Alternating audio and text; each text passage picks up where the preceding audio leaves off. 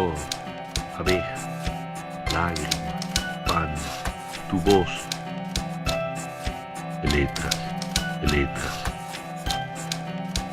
la noche,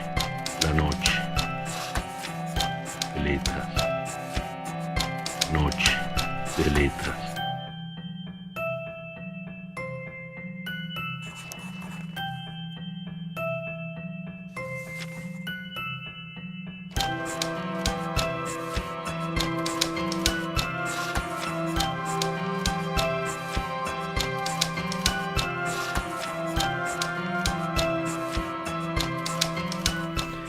Muy buenas noches, muy buenas tardes, muy buenos días. Según el momento que nos estés escuchando, esto es Noche de Letras 2.0. Estamos llegando a los 120 y nosotros venimos con un retraso interesante. Nosotros seguimos festejando los 100 programas. Y creo que va a ser como un festejo gitano, porque la idea es seguir festejando los 100 programas y seguir compartiendo este festejo y llevando escritores a distintos lugares.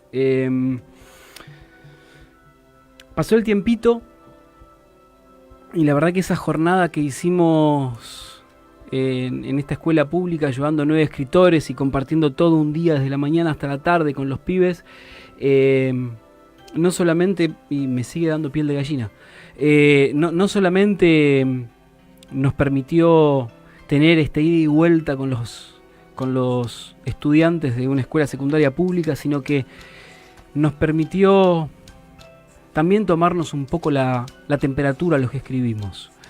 Y en esta me incluyo porque ahí también formé parte de la movida como escritor. Pero va a haber un plus, y eso va a estar bueno, que va a ser el programa próximo. Porque el programa próximo van a venir algunos de los pibes que formaron parte de este Apalabrarte 2018. Y bueno, van a estar acá. Van a estar acá compartiendo algunos textos de algunos autores que estuvieron en el evento. Van a contar un poco qué significó todo esto para ellos. Y obviamente vamos a tratar que esto no sea simplemente un festejo por 100 programas, sino tratar de convertirlo en casi una rutina de poder acercar a los escritores a los lectores. Creo que es el primer ejercicio de militancia que tenemos que hacer. Mostrar que los que escribimos simplemente lo hacemos porque nos gusta, pero lo puede hacer cualquiera. Con transpiración y trabajo, porque es lo que nos demanda el tema de escribir. Mucho placer y a veces un poquito una cuota de sufrimiento según el caso de lo que nos toque, porque no siempre es fácil y grato el momento del acto de la escritura. Algunos lo padecen y mucho. Pero bueno, lo cierto es que lo que es imposible no disfrutar es el encuentro con los lectores, y mucho más cuando son pibes. Entonces vamos a tratar que este programa salga de este espacio radial y siga caminando a la par de los escritores y los lectores, de poder juntarlos, porque ahí es donde realmente nace la obra. El programa de hoy es muy especial. Digo muy especial porque el programa anterior también fue especial. El programa anterior estuvo sentado acá a mi siniestra, igual que hoy, un amigo como Pablo Gorlero. Y en este caso se forma casi un triángulo, porque el que está acá también es un amigo, es un tipo con el que compartimos canchas de fútbol, un montón de años de laburo en la misma redacción, en el Diario de la Nación, y que también es amigo del último invitado, que es Pablo Gorlero. Así es. Carlos Manzoni, ¿cómo estás? ¿Qué tal? ¿Cómo estás? Muchísimas gracias, Leandro, por invitarme. Sí, la verdad que un orgullo estar después de Pablo, ¿no? Porque es un amigo, es un grande Pablo. Sí, también con muchos años en el diario, ¿no? Donde trabajamos. Totalmente. Sí. Che, ¿cómo definirías a Carlos Manzoni para el que no lo conoce? A ver. Primero que todo, yo voy por orden cronológico, ¿no? Y siempre digo, discúlpenme si los canso con el fútbol. Yo me describiría como un tipo que tiene la pelota en el corazón, una pelota en el corazón, un libro abajo del brazo y una pluma en la mano. Mi otra pasión, la que yo encontré, lo mismo casi que encontraba en el fútbol, que es ese no darte cuenta, es estar cuando el cuerpo lo daba, ¿no? Jugar hasta que no daba más el sol. Hmm. y fluir, no te acordabas lo que pasaba prácticamente. Bueno, eso también también lo sentí leyendo, pero es más pasivo, y después escribiendo, ¿no? Ese fluir de la pluma, o hoy en día ya de las teclas, ¿no? Es lo que me da el fluir. Pero yo creo que es eso, un tipo curioso, deportista, ávido lector de todo lo que se cruce. A veces decís, ¿para qué lees eso? Pero bueno, lo leo. Y sí, y un curioso sobre todo. También me gusta viajar, pero creo que entra en las generales de la ley, ¿no? ¿A quién no le gusta viajar? Es como decir, me gusta el dulce de leche. Bueno, sí. Bueno, a Carlos le gusta el dulce de leche, le gusta el fútbol, le gusta el asado, le gusta compartir entre amigos y le gusta contar, que esa es una de sus encantos y su magia. Y creo que no es casualidad que el género en el que te estés recostando sea el de cuentos, ¿no? Sos un gran contador. ¿Cómo nació esto? Bueno, eso viene casi conmigo, pero yo creo que lo han visto muchos que han compartido asados conmigo, alguna sobremesa, quizá con vos también hemos compartido en algunos partidos de fútbol donde nos juntábamos a comer o a tomar algo después, y también lo viste en la redacción, ¿no? Yo creo que eso es innato, ¿viste? O sea, es algo que me sale, a mí me gusta mucho contar, a mí me gusta muchísimo contar historias y decorarlas y darle ese barroco, digamos, ¿no? Para que no seas porque muchas veces son anécdotas chiquitas, pero depende de lo que vos le agregues y el condimento y cómo lo cuentes, por ahí es atrapante. Totalmente. Algo que es minúsculo, si vos hacés como los refutadores de leyenda, medís la cantidad de tinta y las letras que escribiste, vos decís, pero esto no es tan interesante. Pero contado tiene otra cosa. Totalmente. Sí. El libro que presentó el martes pasado Carlos en Eterna Cadencia tiene muchas particularidades. Por un lado, sus textos que son muy gratos, muy amenos, muy llevaderos, muy de poder meterse de la mano suya a esas historias que también son nuestras en algún momento de nuestra vida. Por otro lado, las ilustraciones de Wadi, otro amigo, otro tipo con el que compartimos años de redacción, entrañable tipo. Muy buen tipo. Muy buen tipo y un genio dibujando, totalmente. Pero además un muy buen tipo. Y como remate, como cereza de todo esto, el prólogo de Luis Landricina, que claro, es un mimo. ¿Cómo apareció el tema de Luis? Bueno, Luis, nada, solo palabras de agradecimiento al grande de Luis Landricina, porque es como en el fútbol, si Maradona te diera el puntapié inicial, ¿no? Luis le alcanzaron mis words, la gente de Vocación, a la que también agradezco por haber editado el libro, se lo alcanzó a Luis como diciendo, bueno, a ver, vamos a ver qué pasa, qué dice. Y al tiempo, Luis dice, quiero hablar con Carlos Manzoni. Entonces los de Vocación le dicen, le damos el número, obvio, dale el número. Entonces le dieron el número, hablamos, y lo primero que me dijo es que se había reído mucho con el cuento de la zorrita, que es uno de los primeros cuentos de Seré, un pueblo sin ley ni lógica. Y lo segundo ¿es todo verdad eso, pibe? Me dijo. Cuando dije que sí, me dijo, bueno, fíjate, tené cuidado con algunos nombres, algunos consejos, y después me preguntó más que nada dónde estaba Seré. Que él quería saber eso, ubicarlo en el mapa. Porque, bueno, el libro se llama Cuentos de Seré, y que son historias reales de personajes increíbles. Y claro, y está esta historia, pero cuando uno lee, digo, yo te conozco, yo sé que Seré existe, pero tranquilamente podría ser un lugar inventado donde pasan todas estas fábulas, que en realidad no son más que historias reales, ¿no? ¿Dónde está Seré? Son historias reales de un pueblo que está a 500 kilómetros de Buenos Aires, por ruta 5, unos 400, después en Peguajó agarrás 226, y acá viene lo más curioso, que todavía lo sigue haciendo mítico a Seré, aunque sea un sufrimiento tremendo para la gente que vive ahí, que es todavía tener camino de tierra, no tener una ruta que comunique con las dos ciudades más grandes que están cerca, que son América por un lado y Carlos Tejedor, que es cabecera de partido, por el otro. A 30 kilómetros de Tejedor, a 25 kilómetros de América, había una ruta, había una vez, el trazado de la ruta 70, si ustedes miran los mapas, está, pero es una ruta que se hizo mal en su momento y se fue destruyendo y no queda nada. O sea, en un momento era peor ir por la ruta que ir por el camino de tierra, porque los cráteres que se hacían en esa ruta ya de cemento eran mucho peores que agarrar un pozo en la tierra, ¿me entendés? Totalmente. O sea que nada, viven sobre esa falencia, ¿no? Sobre no tener una comunicación vial adecuada. ¿Y qué es Seré? ¿Qué es? ¿Qué es Seré? ¿Cómo lo podés contar a Seré? Bueno, yo digo ahí en el libro que es un mundo mágico. Ujú. Y además aclaro que es un mundo mágico el que yo viví, de décadas del 70 y del 80. Ujú. Yo creo que sigue siéndolo. Tengo más certezas de que en el pasado fue así que en la actualidad, si vos me preguntás, porque yo hablo con gente, con amigos de mi papá, con mi papá mismo, con Daniel, que vos mencionabas que fue arquero, y ellos te cuentan cosas que son increíbles. Te dicen, Carlito, tenés que venir a charlar porque así te contamos un nuevo libro. Claro. ¿No?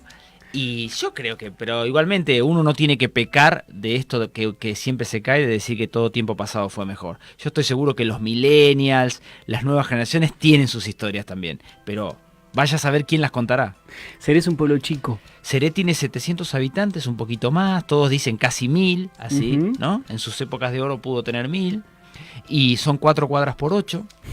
Las mostramos ahí en el programa que hacemos los viernes con Francisco Olivera, lo que el día se llevó en el N+. Y siempre mostramos, ¿no? Las 4 cuadras por 8. Así son, así es el pueblo. Y en esas 4 cuadras por 8 aparecen personajes entrañables, que son reales. Que son reales, que algunos todavía viven, que otros desgraciadamente no. Pero ahí tenés, por ejemplo, a Juancho Peral, el rey de la mentira que vivió en Seré. ¿Cómo es eso? El tipo al que más mentiras por segundo le vi decir, y era un arte. Mentir era un arte. Él le había ganado, por ejemplo, a Juan Carlos Copes y Pocho Alférez, dos estilistas de la mentira, ¿me entendés? Carniceros los dos, mirá vos. Juancho no, Juancho Carpintero. Y el tipo te mentía cualquier cosa, o sea, te mataba gente que después vos la veías que entraba a comprar algo al negocio y a los 2 segundos de estar diciéndote que había muerto y casi llorando, porque siempre te hablaba de gente entrañable del pueblo y te hacía congojar un rato, entraba el tipo y Juancho sin inmutarse. Le daba los tornillos, le daba los clavos, lo que quería llevarse y no es que decía, bueno, te mentí. No, era un profesional de la mentira. Juancho era impresionante. Y fue más o menos contemporáneo, o sea, más grande que nosotros, pero nosotros la barra, como siempre vos ya las conocés, que son Godzilla, Tapita, Gramilla y Chiculi. Es y yo, que en el libro soy el Chapa. Bueno, llegamos a convivir con Juancho. Porque comíamos asados, a veces lo llevábamos a algún otro lugar cuando nosotros íbamos a bailar. Ya él era un tipo de 40 cuando nosotros teníamos 20, ponerle. ¿Cómo te apareció el mote de Chapa? Bueno, Chapa porque yo siempre muy fanático de jugar al fútbol. Y en realidad era el más vulgar, era el loco. Y me enojaba muchísimo. O sea, viste, Godzilla tiene una definición. Dice que yo en la cabeza tenía jugadas de Bocchini, pero el que picaba no era Bertoni. Era Tití Gutiérrez. ¿Me entendés? Que jugaba con nosotros, que era muy veloz, pero no era Bertoni. Entonces no podés. Y yo me volvía loco. Y Godzilla dice, y eso es así. Y después leía muchísimo. Y eso también Godzilla siempre dice, en un pueblo es raro. ya tenés que ser loco para leer tanto. Entonces esas dos pasiones justamente se unen, mirá, para decirme eso. Sí, me enojaba mucho jugando al fútbol, sí. Era un poco insoportable. ¿Y cómo apareció el fútbol en tu vida? Y el fútbol aparece de muy chiquito porque papá jugaba. Daniel Manzoni. Y él era arquero. Entonces, obvio que yo quería arquero. Yo nunca me viste atajar, pero aunque te parezca mentira, yo sé hacer la bisectriz. Yo sé achicar, sé sacar, sé muchas cosas del arco porque yo más o menos hasta los 7 años era arquero y quería ser arquero. Pero mi viejo, que obviamente adora el puesto y lo respeta muchísimo y yo también lo respeto, pero en ese momento me dijo, mira, 2 cosas. Es el puesto de los tontos, te vas a amargar más de lo que te vas a disfrutar. Y segundo, fue muy pragmático, vas a ser más petizo que yo. No vas a poder ser arquero. Bueno, yo insistí, yo quería ser arquero, porque imagínate, él me entrenaba, yo le pateaba a él y él me pateaba, yo me tiraba, tenía estilo. Y claro, fuimos a jugar una vez en el Papi, nos llevaban a todos los chiquitos, yo tendría 7, 8 años, y me acuerdo clarito, José Lagoicochea me pone al centro, o sea, me pone de suplente, de tercer arquero. ¿viste? Y yo digo, no voy a jugar nunca. Y en un momento dice, juega al centro, Carlito, así te divertís. ¿Y vos sabés que jugué bien? La rompí. Hice un gol y metí un pase de vivo así al toque, un tiro libre, ¿viste? Tipo como el que metió el gol Burruchaga en el 90, ese contra Rusia, medio... Bueno, así, de vivo. Y ahí le empezaron a decir a mi viejo, che, vos sabés que Carlito jugó adelante, jugó bien, ¿eh? Y bueno, ya está. Y después mi viejo me vio que era muy veloz, yo era rapidísimo, o sea, tenía 20 kilos menos que ahora. Y unos cuantos años menos también. Y unos cuantos años menos y empezó a pulir, y bueno, ya después seguí jugando, sí. En Serena, Atlético, que está en América. El otro día contaste una historia que me pareció fascinante, como casi todas en realidad, pero esta historia de las medidas de la cancha de fútbol. Nunca la International Board y la FIFA supieron las medidas exactas de la canchita del papi. Jamás. No la podían saber. La marcaba Mulita Rodríguez con una regadera llena de cal mezclada con agua, diluida en agua. Iba serpenteando la línea y te marcaba los lateral, toda la línea perimetral y una que cortaba el área y el medio. Olvídate, no había nada más. Pucho en la boca siempre. Entonces por ahí para pitar dejaba la regadera. Y bueno, pero yo digo siempre algo. La canchita del papi era sin pasto. La cancha grande tenía pasto. La del papi no tenía pasto, pero la regaban. Ese olorcito a tierra mojada, ese es el elixir más maravilloso que yo pude haber visto, en realidad olfateado en mi vida. Impresionante. Hay una historia linda que contaste más de una vez, en realidad. Esta que en una cancha que habían armado ustedes, había algo en el medio. Contá la historia, por favor. Nosotros jugábamos en la calle, con Facundo Curti, con el Cufi López, con el Colorado de la Era, los que estaban más del lado del barrio mío. Todavía no había aparecido en escena Godzilla y demás. Íbamos al colegio, con algunos de ellos, con Chiculi íbamos al colegio juntos, pero no eran tan de la barra de ellos. Nosotros jugábamos en la calle, pero claro, la calle ya cada vez se estaba poniendo más transitada, porque yo me acuerdo que mi viejo, incluso sus amigos un poco más grandes que mi viejo, me dicen que vivían jugando en la calle, a horarios determinados, y todo el pueblo se juntaba a jugar. Y dijimos, no, vamos a agarrar el terreno acá del Vasco, que está al lado, el Vasco de la Era. Era una selva, yo creo que había hasta lianas. Y lo empezamos a hacer, con Facundo y otros más, ¿viste? Lo empezábamos a hacer, y en uno, capaz que pasaron semanas, lo teníamos bastante pelado, pero hubo algo que no podíamos sacar. Éramos chicos nosotros. Una planta, 3/4 de cancha para el lado del Gordo Curti. En ese arco, el que daba al taller del Gordo Curti, el papá de Facundo. No la podíamos sacar la planta. Y la planta pivoteó ahí casi un año. Casi un año, imagínate, el chiste típico era no podés gambetear ni a la planta. O alguno te decía, no, vos no jugás. Cuando pisás pan y queso, elegían a la planta. Hasta que el Gordo Curti se apiadó de nosotros y vino con un tractor y la sacó. Con unas cadenas, no me olvido más, y la sacó. Y ahí ya éramos Gardel. Porque la cancha sí estaba marcada también. Tenía red, el arco. No solo travesaño, que ya era un lujo, porque travesaño no existía en la calle. Obvio. Tenía travesaño y tenía red con bolsas de cebolla, las coloradas. Esa era la red. No, era bastante completita. Esa era una de las canchas que había en Seré. En Seré había varias. Tenías la cancha de la Pileta, la cancha de Benavides, que estaba cerca de casa, pero por alguna razón a mí no me gustaba. La canchita del Vasco, la canchita de atrás de la vía. Había varias. Y la cancha grande y la cancha del papi. Había más cancha que gente. Había casi más cancha que gente, sí. A veces tenías más canchas para jugar que gente. No había gente. Yo esperaba. Yo muchas veces me dormía con la pelota al lado, la número 5, y al otro día temprano iba a la canchita del Vasco. Y la canchita del Vasco tenía una casa vieja al lado, que todavía conservaba un par de paredes. Y ahí yo pateaba. Pateaba de derecha, de izquierda, hasta que alguno escuchaba el sonido o pasaba haciendo los mandados y me decía, bueno, pará que hago los mandados y vuelvo. Y ahí armábamos. Tipo 10, 11 de la mañana se podía armar picado. Así era. ¿Qué ¿Qué cuento, qué historia tenés en Cuentos de Seré que le tengas cariño? ¿Y por qué? Y yo creo que a la que le tengo cariño es al hombre que pensaba en voz alta.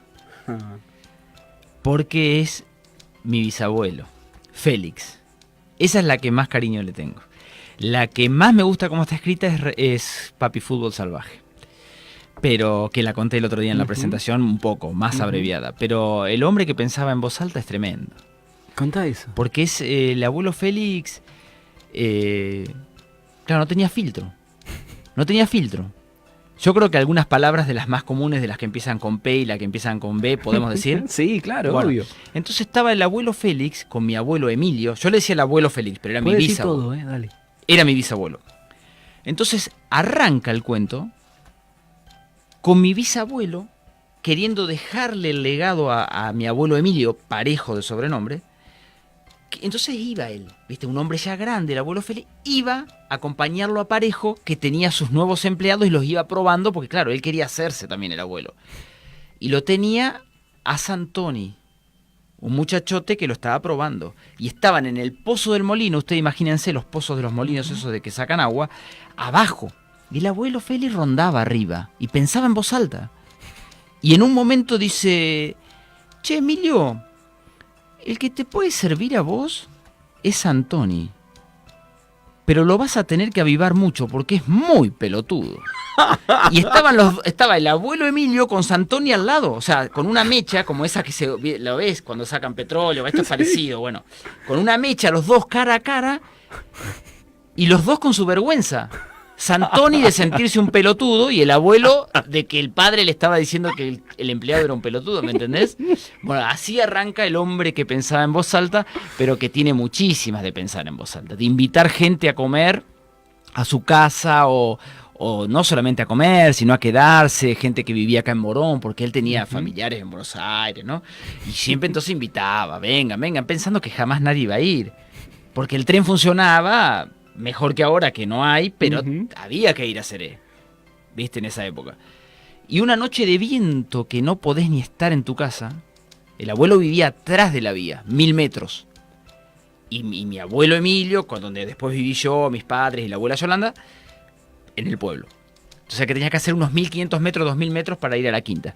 La noche era tremenda. Negra, lluvia, viento. Imposible andar en la calle. Bueno, se presenta Martín Pasoni, que era un primo de él, que él había invitado mucho tiempo a que fuera. Entonces se presenta lo del abuelo Emilio y le dice: mirá, vengo a visitarlo a tu padre, porque me ha invitado tantas veces que yo la verdad que ya estoy quedando mal no venir.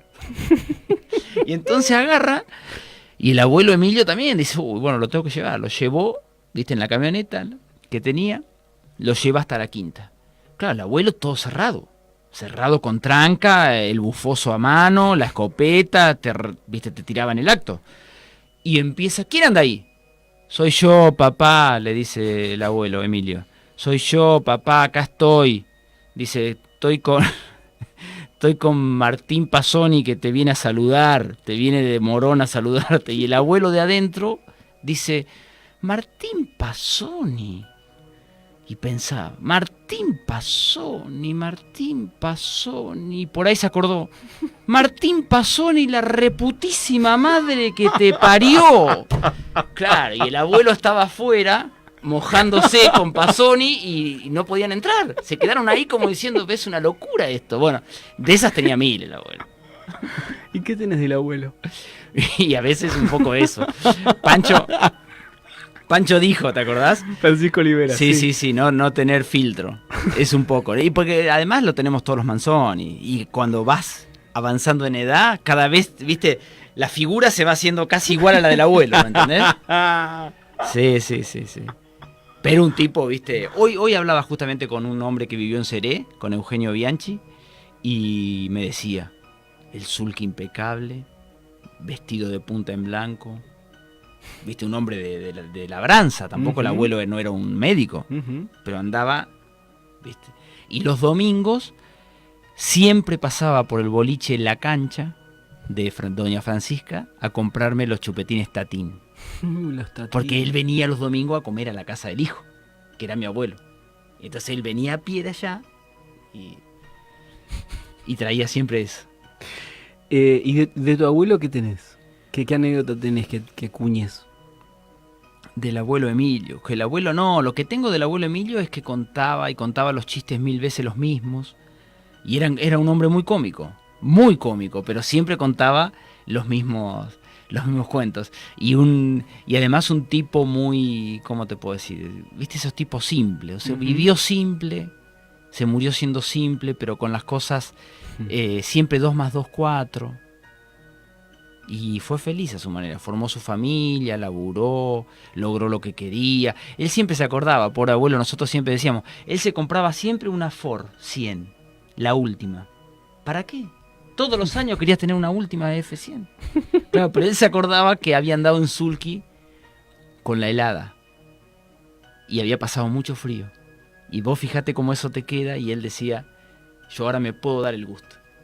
Y tenía todos los años una camioneta nueva. Qué grande. Estas son las cosas, ¿no? Que digo, que tiene Cuentos de Seré.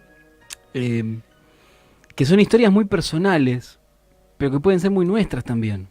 Y que esa manera de contar, de llevarnos que tiene Carlos, que no es muy distinta a la que van a encontrar en el libro. Lo que pasa es que en el libro, claro, los cuentos son más largos. Son las que nos permiten, a veces por momentos, o al menos me permitieron a mí, cortar la lectura, cerrar un rato y ponerme a bucear en mi historia, en la historia de mi familia, en algunas cosas personales. Entonces fue como una invitación también a recorrer esas historias personales que si no, no iban a aparecer así nomás. Y a mí, me fascinó esta posibilidad de ir descubriendo la historia de Carlos, aunque ya muchas cosas ya las tenía conocidas, y redescubrir mi historia desde otra óptica también. Entonces está bueno esa invitación. Y decías que había otra historia, otro cuento que es el que más te gusta como está escrito. Sí, que es donde está la de las canchitas, la de la International Board, que no se sabe las medidas. ¿Y por qué te gusta más ese como está escrito? Me parece porque está muy bien descrito cómo es la canchita del papi, lo que pasaba, cómo eran los muros. Está muy bien contado la parte donde se arma la pelea, ¿no? Donde Cococho empieza a repartir piñas a uno y a otro. Está el gigante contra el pigmeo, Gallareto de la Pera contra él, ¿me entendés? Está como él empezó a pegarle a Gallareto, pero en un momento Gallareto ya no estaba y le pegó a todo el mundo. Gallareto se fue, quedó ileso. Y bueno, y está el final que redondea un poco cómo arranca el libro. Un pueblo sin ley ni lógica. Porque a Cococho lo castigan por haber hecho ese desastre, porque en Seré, imagínense lo que era. Era una bomba atómica hacer lo que hizo él. ¿Contá qué hizo? Porque arruinó, y claro, Cococho estaba jugando en el papi, tendría 25 años, Gallareto tendría 35, 40. Y ya se sabía que tenía amarilla antes de entrar. Pega, le sacan anaranjada. Ya, y Cococho le dice a Gallareto, bueno, mirá, vos me sacás otra y yo te mato a trompada. Nosotros estábamos atrás del arco de Onelia, uno que daba a Onelia y el otro daba a la calle. Estábamos ahí, lo escuchamos clarito a Cococho. Claro, 5 minutos habían pasado, Cococho volvió a pegar una que te quebraba tibia y peroné en un solo saque. Gallareto dudó en sacarle la amarilla porque era la debacle. Pero todo el pueblo mirando, él era la ley, le tuvo que sacar la amarilla y roja. Cococho, yo me acuerdo clarito, fueron estas las palabras de Cococho. Pero yo pensé en ese momento, ¿qué regocijo tiene Cococho de poder matar a trompadas en el público a un tipo al que le avisó que lo iba a cagar a trompadas, ¿me entendés? Porque él no traicionó, él le avisó. Yo me sacás amarilla y te mato a trompadas. Dijo Cococho, ¡ah, no! Bueno, Gallareto se pone en guardia un poquito, como diciendo algo tengo que atajar, pero no puede atajar nada. Y en eso empieza, bueno, Cococho a desparramar piñas, le pegan la gorra a un policía, los policías no alcanzaban, uno se fue corriendo a buscar más policías, a llamar por teléfono a Tejedor.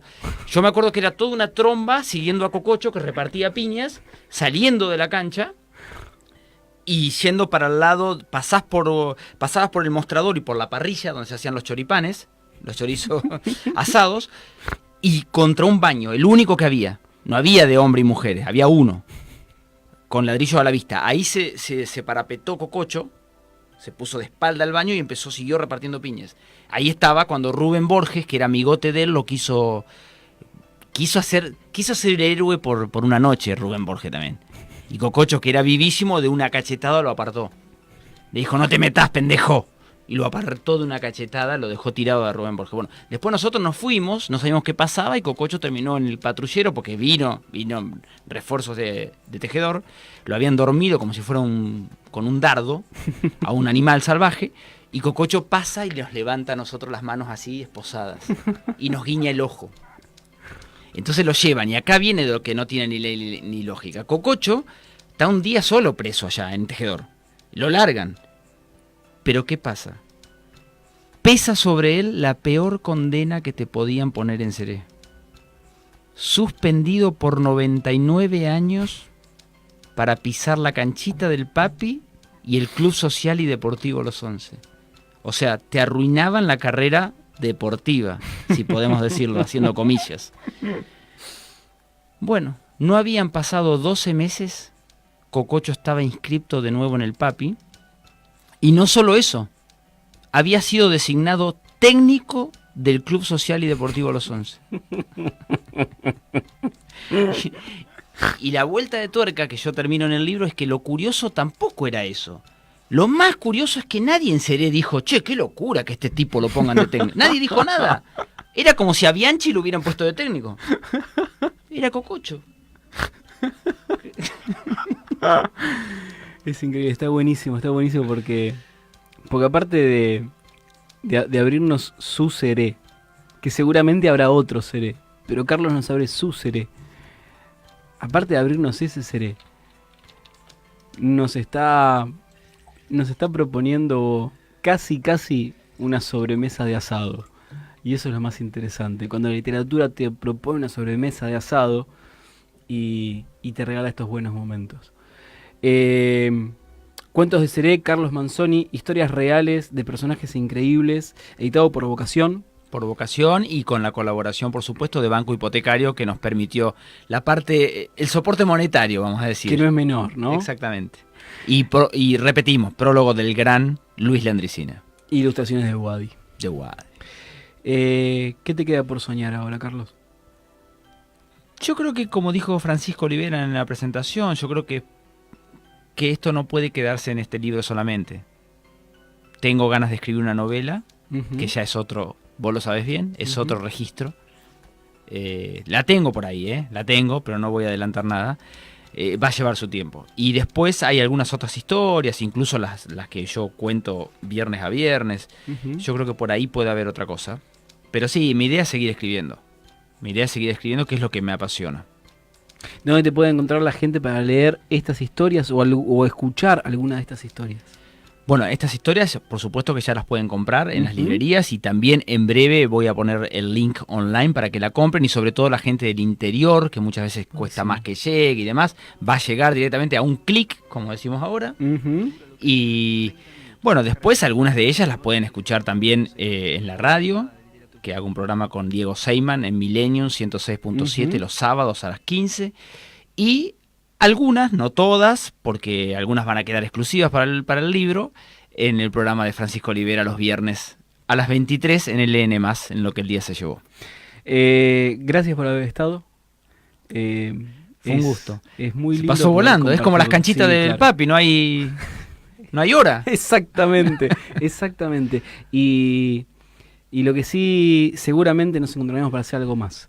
Va a haber una propuesta que ya después te voy a chusmear, pero la idea es poder llevar estas historias a otro lado.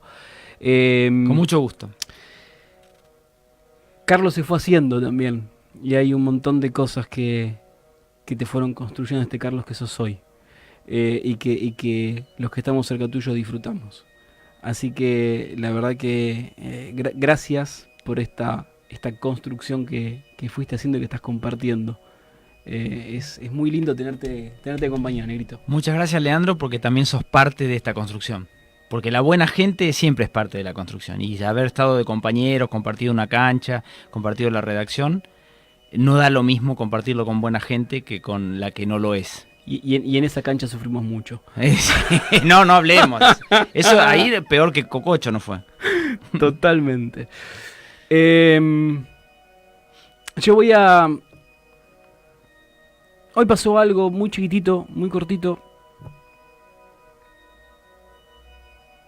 En un cruce de posteos con una amiga, surgió un texto. Seguramente en breve se estará construyendo un nuevo libro. Un libro colaborativo en este caso, donde si está todo bien seremos 3. Y serán estos poemas urgentes que nos van atravesando. Y la realidad es que en los últimos tiempos, hasta cuando escribo de amor, se me está cruzando, sí o sí, siempre nuestra realidad. Cada tanto devenimos en rescoldos, en pequeños fueguitos, en candelas que se resisten al apagón. Pero tan solo precisan una tenue brisa o un soplido apropiado para encender el fuego necesario, para arrasar un bosque milenario, para hacer de cualquier urbe la ciudad de la furia, o para de golpe, manifestaciones o votos, quemar todo un país entero. A mi querida amiga Josie Metafuegos, para ella. Beso enorme. Nos vemos. Esto fue Noche de Letra 2.0. En los controles Ezequiel Amarillo, a su lado Eugenia Gervasi, en la artística Luciano Fernández. Acá en la descoordinación general y conducción Leandro Murciego. Nos vemos. Chau. Gracias. Dura lo que un viaje, 30 minutos, descargalo, escuchalo. Noche de Letras 2.0, otra entrada a la literatura.